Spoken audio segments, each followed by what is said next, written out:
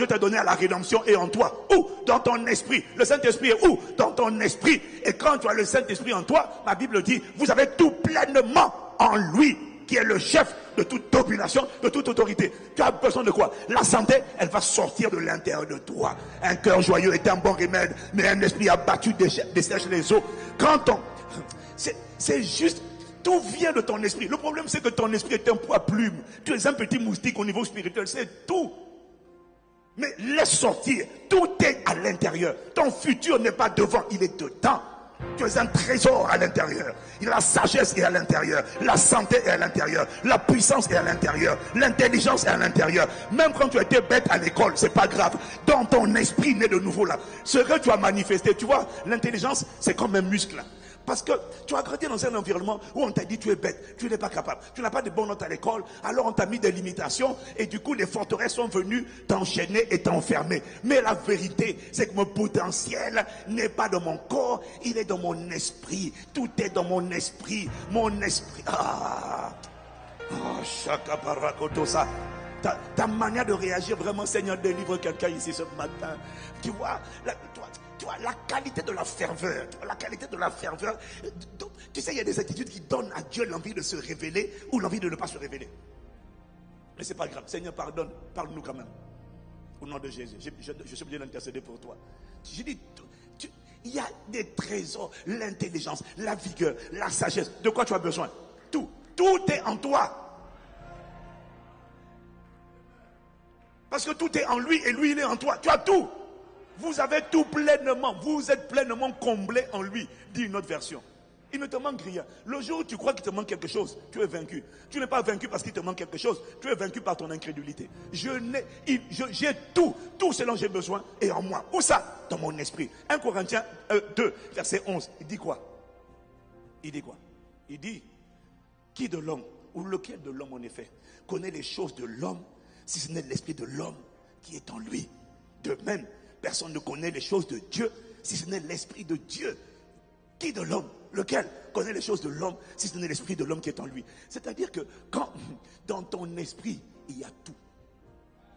Tout ce qui concerne ta vie, les plans de Dieu pour ta vie ne sont pas entre les mains d'un prophète. Toi, tu vas demander à un prophète, révèle-moi mon futur. C'est parce que tu es un ignorant et que tu ne sais pas faire sortir de toi, faire monter les choses profondes de ton esprit. Elles doivent simplement parvenir à ce qu'on appelle ton intelligence, à tes pensées. Mais le trésor, le stock, le trésor, le puits de pétrole ou de mine, c'est ton esprit. Tu as dit amen, je n'ai pas entendu. Tout est en moi. Et quand j'ai reçu Christ, j'ai reçu une nouvelle vie. J'ai reçu une nouvelle identité. J'ai reçu une nouvelle vie. Ce n'est pas parce que j'ai reçu une nouvelle vie que je la manifeste automatiquement. C'est faux. Elle est à l'intérieur de moi. Quand tu comprends ça, tu arrêtes d'admirer les autres. Rends grâce à Dieu pour les autres, mais regarde à l'intérieur. Parce que admirer les autres, comparer avec les autres, te fait perdre la foi. Ça désactive. Ça n'enlève pas ce que tu as. Ça le laisse inerte. Parce que tu n'es pas dans la gratitude. Et tu n'es pas dans la découverte, la révélation et l'exploitation de ce que Dieu t'a donné. Ton futur est en toi. Il n'est pas devant toi. Voilà pourquoi les années peuvent passer, ta vie ne change pas. Tant que tu ne prends pas rendez-vous avec celui qui t'a créé. Dieu le Créateur. Mais ce Dieu, il est en toi par le Saint-Esprit. Est-ce que quelqu'un me suit? Si tu es là, tu dis Amen. Dis avec moi, tout est en moi. Tout ce dont tu as besoin. De paix, de joie, de guérison, de mariage, de faveur. Il est là. Voilà pourquoi il m'a dit ne cherchez pas les choses, cherchez-moi. Parce que tout est en moi. Si tu es là, tu dis Amen encore. La sagesse. Tous les enseignements que tu entends sont en toi. Mais dès lors que le Saint-Esprit, je te l'ai dit hier, l'onction que vous avez reçue vous enseigne toutes choses et vous donne de la connaissance. La raison pour laquelle on enseigne tout ce qu'on enseigne, c'est parce que les gens, la plupart des gens n'ont pas atteint la dimension de la communion avec l'Esprit, où l'Esprit est capable de leur révéler les choses et de les enseigner. Donc du coup, on vient à l'église. Normalement, quand on vient à l'église et qu'on t'enseigne, tu devrais dire yes. Et quand tu dis amen, c'est parce que l'Esprit te l'a enseigné. C'est pas parce que c'est une nouvelle découverte, c'est parce que l'Esprit te l'a enseigné. Il y a une dimension de profondeur avec l'Esprit où l'Esprit te parle. À l'époque, mais qui nous a appris à honorer les pères? Toi, on est obligé de t'apprendre à honorer les pères, être fidèle, être un fils fidèle. Tu sais pourquoi on t'enseigne ça? Parce que tu ne sais pas entendre l'Esprit. Tu pries, tu chantes, tu danses, mais tu ne sais pas entendre. Qui a appris à David l'honneur? Il touche le vêtement de Saül, tout son cœur se met à battre. Pourquoi? Il avait le cœur de Dieu en lui. Et quand tu as le cœur de Dieu formé en toi, tu as la sagesse de Dieu. C'est ça l'Esprit. Tu as tout à l'intérieur de toi. Donc, les lignes rouges à ne pas franchir. Tu sais, qui a dit à Jacob, à Joseph, qu'on ne couche pas avec une femme étrangère? L'Esprit n'était même pas en lui. Mais il y avait la Bible dit que la loi de Dieu est inscrite dans la conscience de l'homme. Mais tout ça, c'est où? La conscience, c'est quoi? C'est la voix de l'Esprit. Tu sais, l'Esprit connaît tout. Il peut tout enseigner. Normalement, on devrait juste dire à l'église amen à ce qu'on a déjà reçu. J'essaie de t'emmener, de te sensibiliser sur l'importance de comprendre que tu as tout, mais c'est par l'Esprit.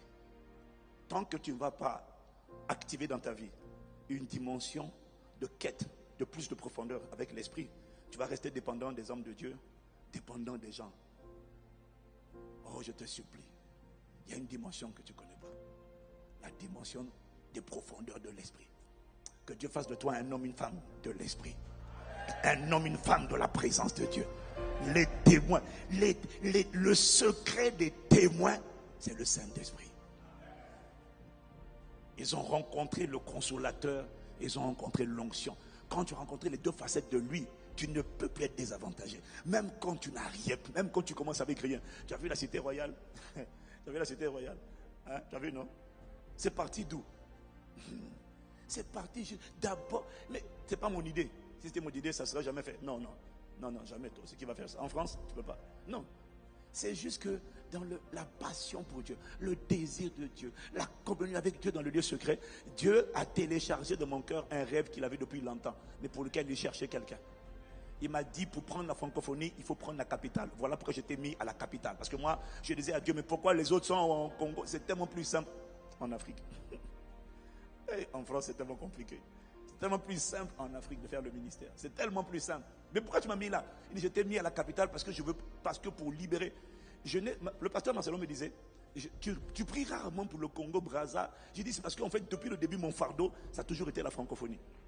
Je ne me vois pas dans un pays.